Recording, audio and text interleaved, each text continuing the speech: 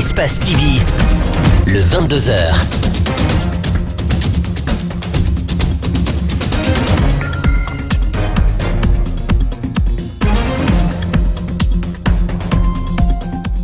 Bonsoir à tous, merci de nous choisir pour vous informer. Bienvenue dans cette grande édition d'information. Tout de suite, les titres. Les forces sociales et le gouverneur de Conakry, représentés par leurs avocats, ce vendredi au tribunal de Kaloum, les jeunes activistes de la société civile qui contestent l'interdiction de leur marche en début de semaine veulent obtenir l'annulation de la mesure du général Mathurin Bangoura. Les citoyens qui habitent le site de la décharge publique de Dar es Salaam ne sont pas encore partis des lieux. Ils ne sont pas prêts à accepter les 20 millions de francs guinéens que leur propose le gouvernement. Nous sommes allés faire un constat ce vendredi. Dans le nord de l'Éthiopie, proche de la frontière érythréenne, le peuple irobe s'inquiète que ces terres reviennent prochainement à l'Érythrée en échange de paix. Une commission internationale indépendante avait déterminé que certaines villes de la région appartenaient à l'Érythrée.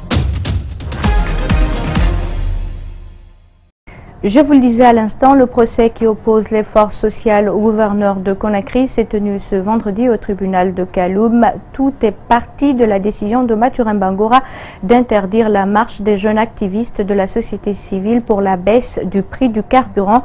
La démarche des forces sociales vise à obtenir l'annulation de cette décision du gouvernorat. Compte rendu, Mariam Fodé Camara et Ibrahima Souma. C'est après la marche du 10 juillet dernier que les forces sociales ont adressé un autre courrier au gouverneur de la ville de Conakry, dans lequel ils ont projeté une autre marche pour protester contre l'augmentation du prix du carburant à 10 000 francs guinéens. Cette marche n'a pas été autorisée par le gouverneur sous prétexte qu'elle serait de nature à causer des dommages aux citoyens. L'avocat des demandeurs juge infondés les arguments du gouverneur. Ces motifs sont infondés, injustes et blessent l'article 10 de la Constitution qui fixe un droit constitutionnel qui est le droit de marcher. C'est pourquoi, sur le fondement de l'article 623 qui donne la compétence au tribunal du ressort que nous avons saisi, mes clients se sont ressaisis d'organiser la marche en tant que légalistes pour taper à la porte de la justice pour obtenir l'annulation de l'interdiction. Optimiste, Maître Beya pense que le droit sera dit dans cette affaire. Le juge des référés est compétent. Nous pensons que le tribunal dira le droit, bien que le droit.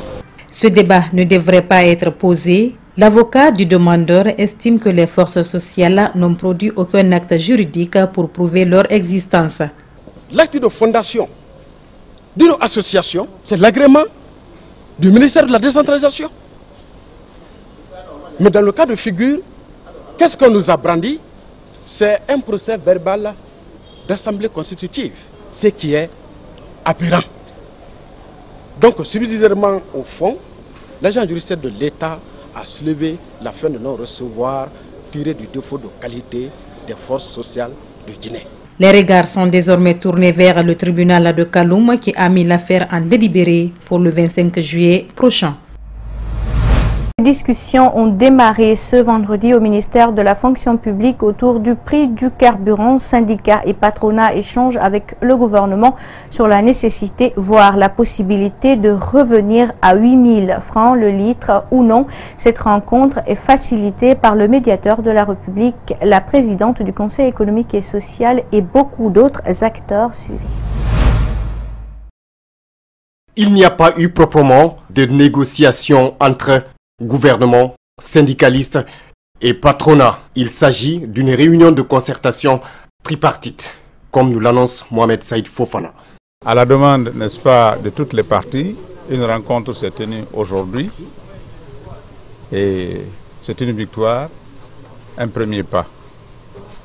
Les parties ont échangé sur tous les sujets et en définitive, ils ont demandé qu'ils aillent à la base pour aller rendre compte, concerter, et très certainement à partir de lundi, pour que, n'est-ce pas, les discussions se poursuivent. Voilà ce qui s'est passé. Les discussions sont passées dans un climat de confiance et vraiment tout était dans la convivialité et j'espère que dans les jours à venir, les choses vont se clarifier. Je vous remercie. Qu'est-ce que vous S'il vous plaît, je vous remercie, vous les journalistes. Vous avez une obligation de travailler pour aider ce pays à avancer. Nous insistons, le message n'est pas clair, il faudrait plus de précision. Mais est-ce que vous allez obtenir la suspension de la grève? La suspension de la grève, monsieur le médiateur. Côté syndicaliste, la décision d'aller en grève est maintenue à partir de lundi. C'est du moins ce que témoigne Amadou Diallo, secrétaire général de la CNTG. Vous parlez de quelle suspension? La grève que vous avez annoncée. Vous avez demandé à ce que la grève soit déclenchée à partir de lundi. Oui, mais nous maintenons cette position. Okay. Il n'y a pas une position contraire à ce que nous avons dit. C'est cela. Donc il n'y a pas eu accord. Il n'y a eu aucun accord. Il n'y a pas eu de négociation. Il n'y a pas de, non. Il n'y a pas eu de négociation. On n'a fait que des concertations. Et voilà comment on le constate. La semaine prochaine sera tendue.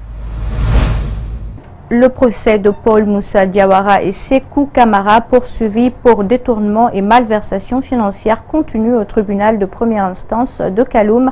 Pour ce vendredi, les débats ont porté sur la réponse du tribunal qui a rejeté l'exception d'irrecevabilité de la constitution de la partie civile. Après des heures de débat, le procès a été renvoyé au 28 juillet prochain. Écoutez l'avocat des accusés au micro de Mohamed Valek Touré et de Abdoulaye Camara. Désormais, le dossier M. Paul Moussa Diawara Inza Bayo est séparé du dossier de M. Sékou Camara. Ce qui prouve déjà que ce dossier n'avait pas été bien introduit. Partant même de la disjonction, la décision de disjonction suffit simplement pour se rassurer que la procédure a été très mal engagée. Cette décision, nous la récusons, nous la rejetons, nous la flétrissons, eh bien, nous la mettons de côté parce qu'elle n'est pas conforme à la loi. Le dossier actuellement entre les mains du tribunal de première instance dans cette affaire est un dossier qui ne relève pas de sa compétence. Dès lors que l'OGP... Ce vendredi, le ministre du Budget était devant les députés pour exposer sur l'orientation du budget national. Juste après Ismaël Djoubaté, le secteur privé pour la première fois a pour sa part fait une proposition de collaboration avec l'État. Quant à la société civile, elle a eu le temps de convier les élus du peuple à être plus regardants sur la gestion des biens publics. Pour plus de détails, je vous propose de reportages de Mamadou Sadio Baldé et de Alseni Camara. Pour l'une des rares fois, le secteur privé a été invité à prendre part au débat sur l'orientation du budget national. Plusieurs propositions sont mises sur table pour minimiser les détournements. Nous aurions souhaité que le maniement d'espèces soit réglementé. Parce que quand il y a trop d'intermédiaires pour prendre l'argent entre les mains des contribuables, pour les verser dans les caisses du trésor public, il y a des dilutions. Est-ce que nous ne pourrions pas envisager, dans la mesure où nous avons aujourd'hui la fibre optique, la télédéclaration et le télépaiement? Les déclarations en ligne et les paiements en ligne se font aujourd'hui dans tous les pays de la sous-région. On n'a plus besoin de ce contact physique entre administrés et fonctionnaires, ça marcherait mieux. La société civile n'a pas fait économie de son temps pour passer des dénonciations subtiles aux propositions de solutions. Les zones d'ombre dans les passations des marchés doivent désormais se faire avec beaucoup plus de clarté. L'État guinéen docile avec les partenaires au développement, souvent négligents à l'égard de ceux de l'intérieur. J'ai l'impression qu'on est beaucoup plus frileux quand il s'agit des missions de la Banque mondiale, mais nos obligations intérieures qui assure la redistribution de la richesse nationale, nous n'en faisons pas une priorité. Je plaide pour que la dette intérieure soit purgée et que ça soit une priorité de son Excellence, Monsieur le ministre du Budget. Le ministre du Budget a écouté toutes les sollicitations de la société civile et le secteur privé. Il dit tenir compte des remarques et des recommandations. Mais lui aussi, il était venu pour se faire écouter sur l'orientation du budget national.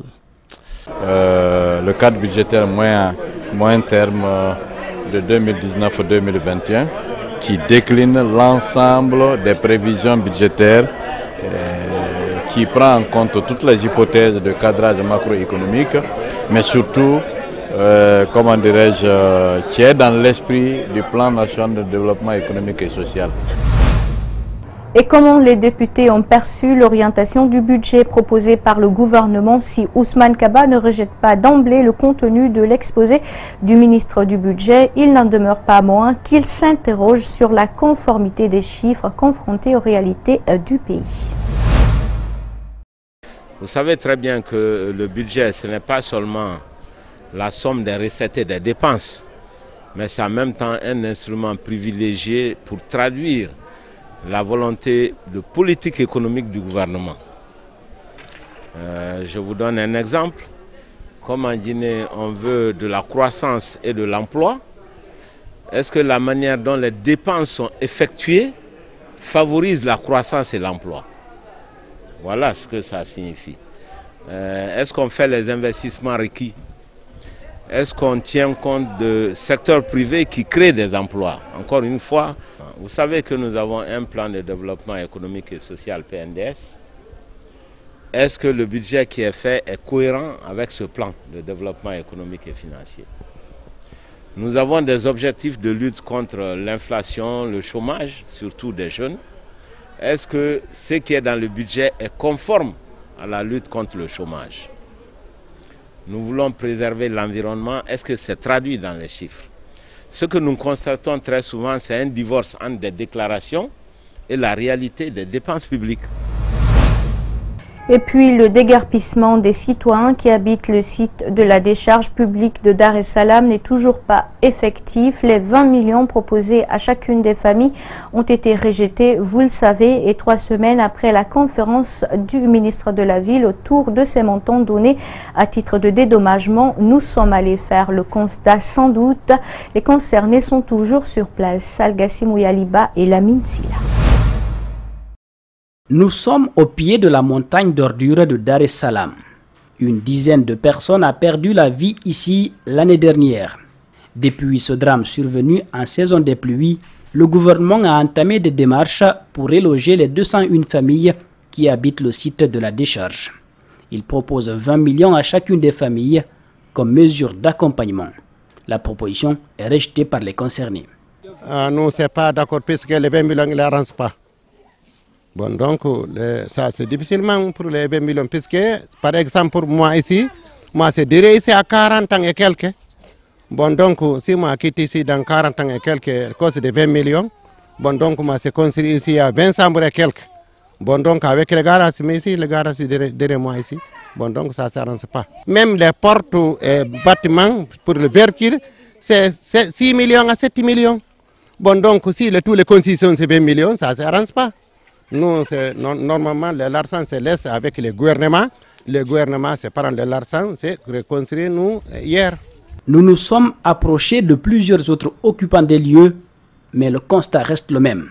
Pas question de quitter les lieux à cause de 20 millions de francs guinéens. Mais on n'a pas refusé de quitter les lieux. Mais on ne peut pas prendre les 20 millions. On n'en a pas besoin. On préfère qu'ils débarrassent les lieux des ordures. C'est ici qu'on connaît. Moi, j'ai 10 petits-fils ici. Toutes nos tentatives pour avoir la version des autorités du quartier ont été vaines. En attendant, les familles continuent à cohabiter avec les ordures malgré les risques que cela comporte. En région, crise à Sangaredi autour de la clinique vétérinaire. C'est un édifice de l'État qui serait revendu par les autorités en privé. Un mouvement citoyen de jeunes de la localité s'insurge et dénonce l'acte posé par le sous-préfet qui n'a pas voulu répondre aux questions de notre équipe. Abdoulaye Keita et Salifouli Fossissé nous signent ce reportage. La sous-préfecture de Sangaredi. Elle se reconnaît par sa bauxite transportés par des centaines de wagons de la compagnie des bauxites de Guinée, CBG. La ville ne dispose pas d'édifice étatique véritable. Un des premiers et rares domaines publics est occupé par la clinique vétérinaire de la sous-préfecture, au quartier Limania. Une clinique envahie par le marché et se trouvant dans un état de vétusté avancé. Les responsables administratifs des lieux sont dépourvus de tout moyen. À Sangaredi, vous avez vu combien de fois la population est galopante.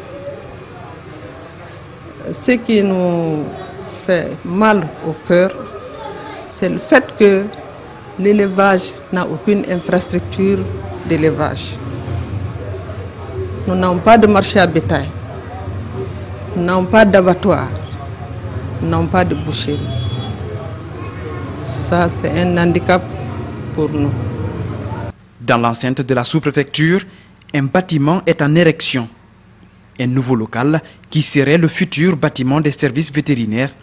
Mais les organisations de la société civile ne sont pas convaincues. L'ancien bâtiment serait ainsi revendu par le sous-préfet à un privé. C'est avec une grande désolation que nous avons appris les rumeurs sur une possible tentative de vente du domaine public abritant la clinique vétérinaire de Sangaredi qui est derrière nous. Ce terrain et le bâtiment qu'il abrite étant du domaine public, ces derniers sont réservés pour et à l'usage exclusif des citoyens. Par conséquent, ils ne peuvent faire l'objet de vente ou d'achat par une tierce personne ou par une quelconque entreprise privée. L'association Jeunesse Paix Développement de Sangaredi dénonce les pratiques et interpelle les autorités à protéger ce domaine public. Par ailleurs, nous, Jeunesse de Sangaredi, restons mobilisés et entendons user de tous les moyens juridiques et réglementaires accordés par notre pays pour protéger le droit des citoyens de Sangaredi à disposer de domaines publics pouvant servir aux besoins de la communauté.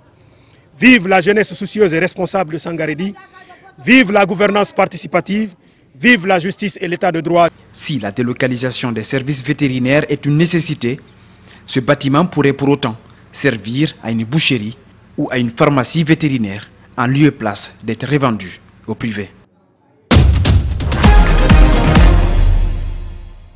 Ailleurs dans le monde, dans le nord de l'Éthiopie, proche de la frontière érythréenne, le peuple irobe s'inquiète que ces terres reviennent prochainement à l'Érythrée en échange de paix après la guerre de 1998-2000 sur la délimitation de la frontière. Une commission internationale indépendante avait déterminé que certaines villes de la région appartenaient à l'Érythrée, mais l'Éthiopie n'a jamais voulu reconnaître cette décision. Suivez. Ici à Alitena, à quelques kilomètres de la frontière érythréenne, les habitants sont inquiets. Cette région au nord de l'Éthiopie est en majorité habitée par le peuple irobe. Depuis l'annonce du Premier ministre le mois dernier de respecter la frontière décidée par une commission internationale, les habitants ont peur de voir leur famille divisée. Cette décision va diviser la population. Si des frères sont séparés, ça va poser des problèmes. C'est pas comme ça qu'il y aura la paix.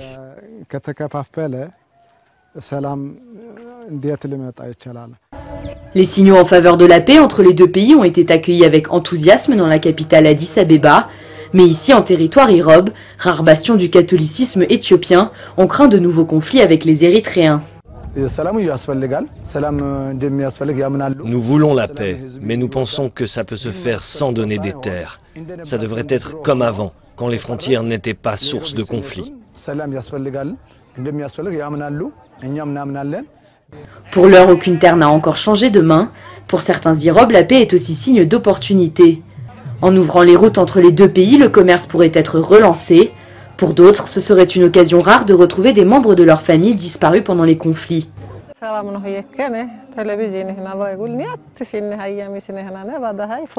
Depuis qu'on a appris la nouvelle, on est collé à notre télévision. Si les deux pays font vraiment la paix, peut-être que mon mari reviendra.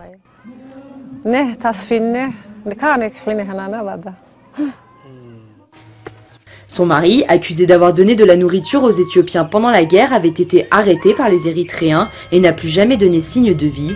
L'espoir renaît dans cette frontière oubliée. Nichés au sommet des montagnes du Lesotho, les skieurs et snowboarders du monde entier se côtoient dans l'une des principales stations de ski d'Afrique qui espère s'imposer comme une destination de sport d'hiver alternative de premier lieu. Non, ce n'est pas une petite station des Alpes à la mi-saison. Nous sommes ici au sommet des montagnes du Lesotho. À 3222 mètres d'altitude se trouve Afriski, la principale station de ski d'Afrique subsaharienne. Un tout petit domaine skiable, très isolé, qui attire touristes et jeunes sportifs en quête de rêve olympique. Nos clients européens et américains qui descendent ici, ils viennent généralement parce que c'est une destination unique. Ils ne viennent pas ici parce que c'est 1 kilomètre de ski, ils ne viennent pas ici parce qu'ils s'attendent à des montagnes massives, ils viennent ici parce qu'ils se disent « c'est génial, du ski en Afrique ». Cette bande blanche d'1 kilomètre constitue la principale piste d'afri-ski, idéale pour les débutants, mais pas que. Connor Wilson est un skieur professionnel sud-africain. Il a participé aux Jeux Olympiques de 2018 à Pyeongchang, en Corée du Sud. Il s'entraîne ici quelques semaines chaque année. Afri-ski m'a été d'une grande aide dans mon entraînement. Je ne pense pas que je serais allé aux Jeux Olympiques d'hiver sans eux. Bien sûr, en Afrique du Sud, nos stations ne sont pas aussi grandes que celles à l'étranger. Mais tenant compte du fait que nous sommes en Afrique, je pense qu'ils ont fait un travail extraordinaire. Pour une journée sur les pistes, il faut compter 50 € par adulte, forfait et équipement compris. Un luxe inaccessible pour les habitants du Lesotho, où le salaire moyen est d'un peu plus de 90 € par mois. Tabang Moubari, lui, est un privilégié. Ce jeune garçon skie ici depuis l'âge de 3 ans, grâce à son père, Ernest, employé de la station. Je rêve qu'un jour il puisse être comme Connor Wilson, car il s'entraîne parfois avec lui. Il lui apprend à skier très bien, alors peut-être qu'un jour il deviendra un grand champion de ski. Mais quelles que soient les traces que Tabang suivra, tous ici rêvent d'une participation du Lesotho aux Jeux Olympiques d'hiver. En bref, et en image autour du cou noué à une bretelle du sac à dos accroché au rétroviseur, le foulard vert est omniprésent à Buenos Aires et s'est imposé comme le symbole de la lutte pour le droit à l'avortement. Le projet de loi légalisant l'avortement a été adopté le 14 juillet par les députés et sera soumis au vote des sénateurs le 8 août prochain. Et voilà qui met fin à cette grande édition d'information à tous. Merci de l'avoir suivi. Merci également à l'équipe de la rédaction et celle technique. Surtout, restez avec nous. Nos programmes continuent sur Espace TV. Au revoir.